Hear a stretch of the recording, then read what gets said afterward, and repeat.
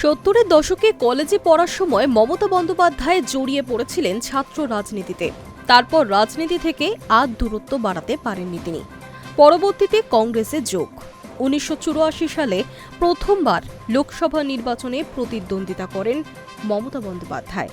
যাদবপুর আসনে তাকে প্রার্থী করে কংগ্রেস। বামেদের দাপুটে নেতা সোমনাথ চট্টোপাধ্যায়কে পরাস্ত করে প্রথমবার সাংসদ হন তিনি। ১৯৯০ সাল থেকে কংগ্রেসের সঙ্গে তার মতানৈক্য তৈরি হয়।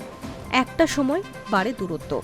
তারপরও ১৯৯১ সালে কেন্দ্রের মন্ত্রিত্ব পান তিনি। ৯০ দশকের শেষ ভাগে পশ্চিমবঙ্গে কংগ্রেসের তৎকালীন নেতৃত্বে নিষ্ক্রিয়তা এবং বামপন্থীদের বিরুদ্ধে আপোষহীন লড়াইয়ে বিরক্ত হয়ে নতুন দল গঠনের সিদ্ধান্ত নেন মমতা। ১৯৯৮ সালের ১ জানুয়ারি থেকে পথ চলা শুরু হয় তৃণমূলের, যাদের একমাত্র লক্ষ্য ছিল বাম সাম্রাজ্যের পতন ঘটানো। ১৯৯৮ থেকে একটু একটু করে বাংলায় আধিপত্য স্থাপনের লক্ষ্যে লড়াই শুরু মমতা বন্দ্যোপাধ্যায়ের। ১৯৯৮ সালের লোকসভা নির্বাচনে ৭টি আসনে জয় পায়। সেখান থেকেই শুরু। ১৯৯৯ সালে অনুষ্ঠিত লোকসভা নির্বাচনে ৮ আসনে জয় পায় মমতার দল।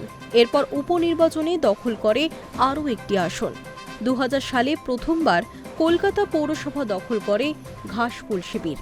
ধীরে ধীরে আমজনতার আস্থাভাজন হয়ে ওঠেন মমতা। ২০০১ সালের বিধানসভা নির্বাচনে ৬০ আসনে জয় পায় দল। ২০০৪ সালের লোকসভায় মাত্র একটি আসন জেতে তৃণমূল। দক্ষিণ কলকাতায় জয়ী হন মমতা বন্দ্যোপাধ্যায়। তারপর থেকেই বঙ্গে তৃণমূল রব ওঠে।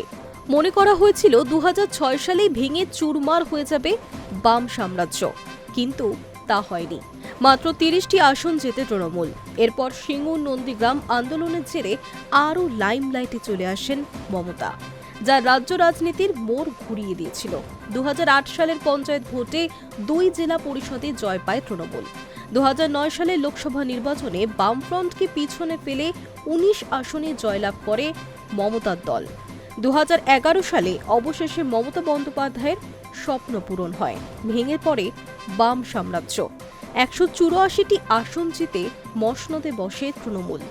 এরপর যত সময় এগিয়েছে আসন সংখ্যা বেড়েছে। ২০১৪ সালে লোকসভায় ৪২টির মধ্যে ৩৪ আসন পায় দল। ২০১৬ সালের বিধানসভা নির্বাচনে জিতে দ্বিতীয়বার ক্ষমতায় আসে তৃণমূল। ২০১৯ সালের লোকসভা নির্বাচনে ২২ আসন জয় পায়। ২০২১-এ বিজেপি বাংলা দখলের মরিয়া চেষ্টা করলেও লাভ হয়নি।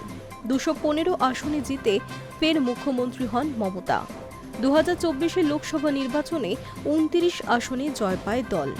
২০২৬ ফের চতুর্থবার জয় পাবেন বলে নিশ্চিত ছিলেন মমতা বন্দ্যোপাধ্যায়, কিন্তু তা হয়নি। একক সংখ্যা গরিষ্ঠতা নিয়ে ক্ষমতায় আসে বিজেপি। হেরে গিয়েছেন খোদ মমতা। ভোটের ফল প্রকাশের ১ মাস পেরোনোর আগেই ভেঙে টুকরো হয়েছে তৃণমূলের দল। এমনকি পরিষদীয় দলের রাশও নেই মমতা বন্দ্যোপাধ্যায়ের হাতে।